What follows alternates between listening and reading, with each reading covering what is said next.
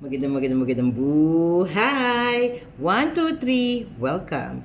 Welcome na naman po sa panibago namang vlog ni Michikoy and good morning!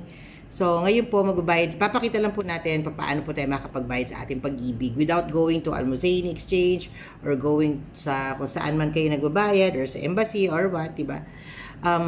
So, ito po, napakadali lang po. Kaya maganda po kasi dahil pinrovide na po rin ng pag-ibig yung ganito pong sistema para hindi po tayo nahihirapan.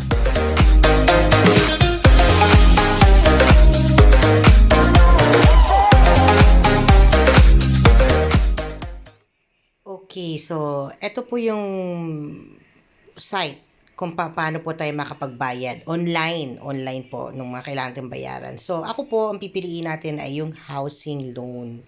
Yan. Kasi nga po, meron tayong loan sa pag-ibig.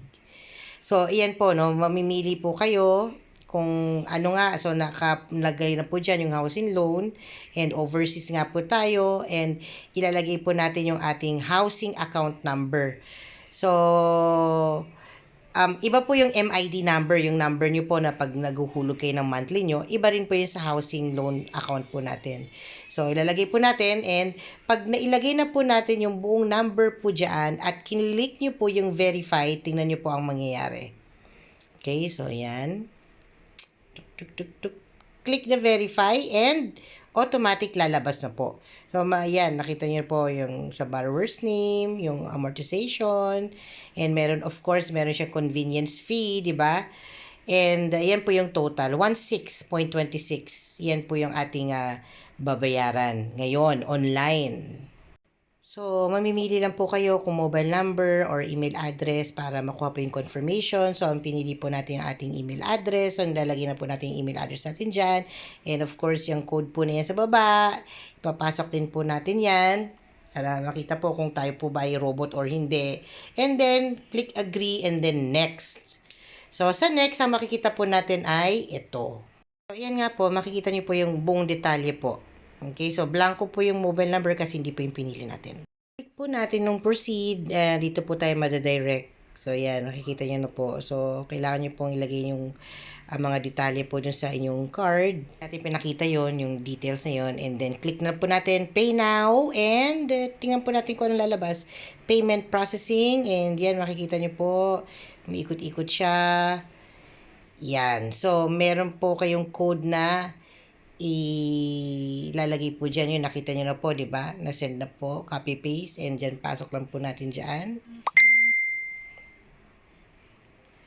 So, yan. So, ayan na po, payment successful. So, nabayaran na po natin yung para po sa August na housing loan po natin.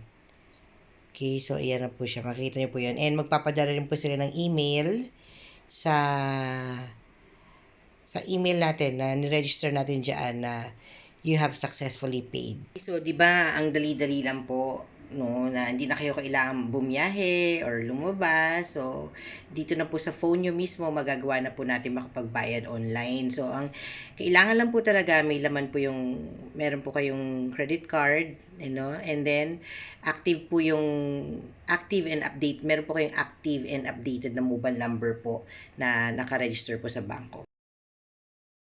Okay, so if you haven't subscribed to my YouTube channel, please don't forget to hit the subscribe icon and yung maliit po na kalembang, click nyo rin po yan so that you will be notified in case I have a new vlog. Magandang buhay and God bless us all.